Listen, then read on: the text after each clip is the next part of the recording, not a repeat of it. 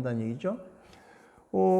그리고 또 하나 재밌는 거는 제주도는 된장을 발효를 시키면 보통 정월에 된장을 담지 않습니까? 정월 구정전후 해가지고 저걸 된장간장 가르고 된장을 숙성시켜서 1년 동안 놔두면 그 다음에 돌아오는 해 이제 1년 정도 지나면 된장이 발효가 돼서 먹을 수 있게 되는데, 그때도 이제 1년이 지나서 된장이 발효가 다 됐는데도 불구하고 냄새가 나니까 그 군내를 없애기 위해 가지고 뭐 이것저것 섞어서 다른 장을 또 만들죠. 그래서 뭐 비지장이니 무슨 보리장이니 뭐니 해서 여러 가지 다른 곡식을 섞거나 다른 식재료를 섞어서 재차 만드는 이제 파생되는 된장들이 있는데, 제주도는 그런 게 전혀 없습니다. 그냥 된장 한 가지입니다. 심지어 7월, 8월 정도에도 그걸 된장을 먹습니다. 그러니까 반년 정도밖에 안 된 된장인데 그냥 바로 먹습니다. 발효 다 됐기 때문에요. 그러니까 반년 정도밖에 안 됐는데 그게 어떻게 발효가 다 돼요? 제주도는 됩니다. 그러니까 가장 중요한 발효균들이 좋아하는 조건들이 있죠. 온도하고 습도를 잘 맞춰줘야 되는데, 온도는 기본적으로 약 한 25도 이상의 온도를 올려주면 발효균들의 가스 발생력이 굉장히 활발해집니다. 그러면서 스스로 열을 내서 28도, 30도까지 스스로 이제 온도가 올라가게 되고요.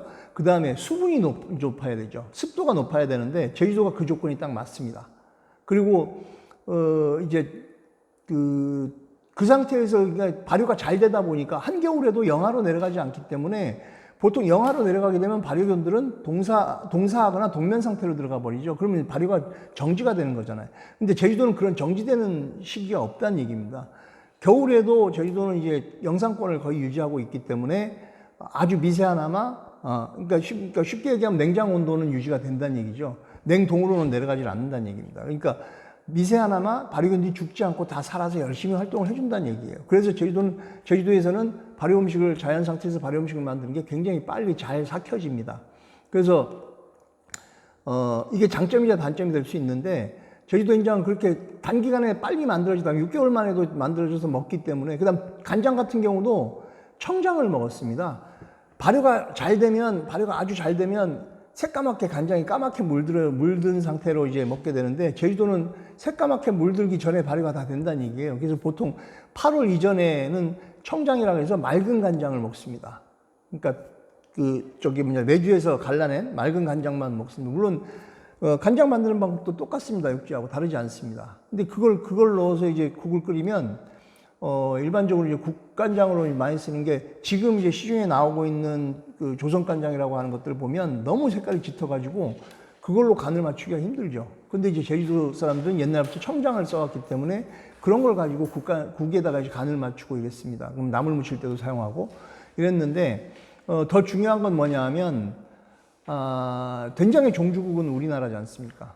우리나라가 된장의 종주국인데, 그렇다면 우리나라에서 나온 된장 중에서 가장 좋은 된장은 어디냐 이거예요. 그래서 저는 과감하게 주장하는 게 제주 된장이 가장 좋습니다. 종주국인 우리나라에서 가장 좋은 된장이 제주도 거니까 그럼 전 세계에서 가장 좋은 된장이라고 저는 자부를 합니다. 왜?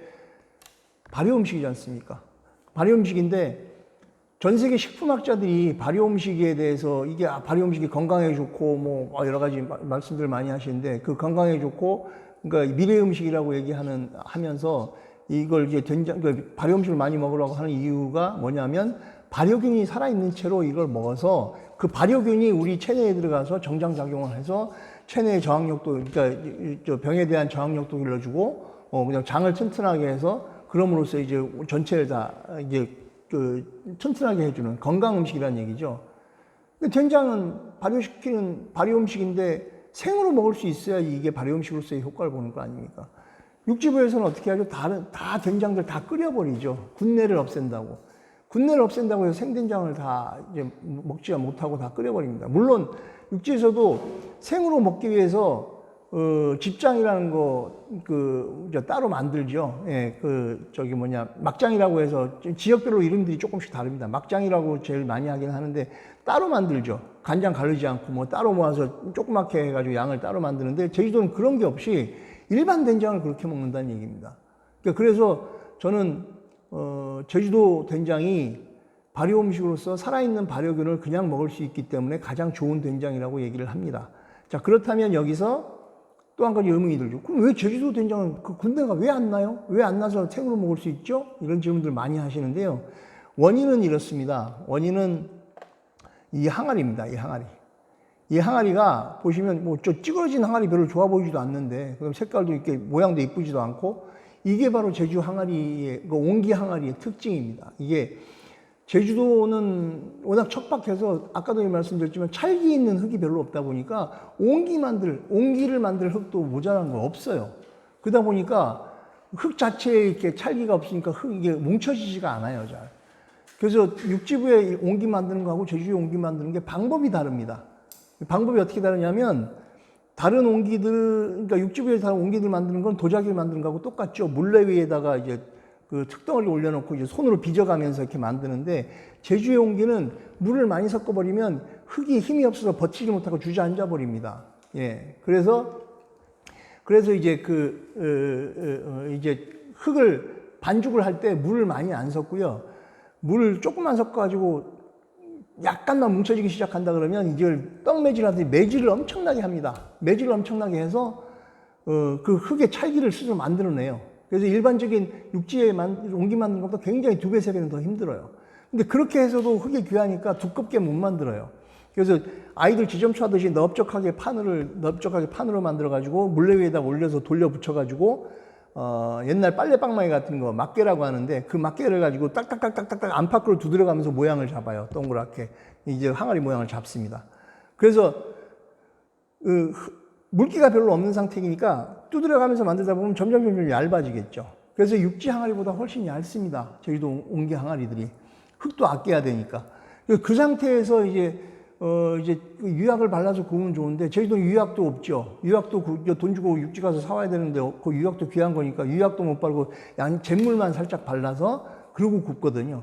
굽다 보면 그 유약을 바르면 전체적으로 골고루 색깔도 나고 무늬 같은 것도 만들어낼 수 있지만, 그냥 잿물만 발랐기 때문에 흙 자체가 갖고 있는 어떤 부분엔 나트륨이 많고 어떤 부분은 철분이 많고 뭐 이런 식으로 해서 그 흙에 들어있는 성분들이 여러 가지 그 광물질 성분들이 다른데, 그 광물질의 성분들이 뭐가 들어있느냐에 따라 가지고 색깔도 반짝반짝 빛나는 데가 있고 어두침침한 데가 있고 붉으스름한 데가 있고 검으스름한 데가 있고 다 달라지죠. 그래서 제주 옹기 항아리는 똑같은 옹기 항아리가 절대 나올 수가 없습니다.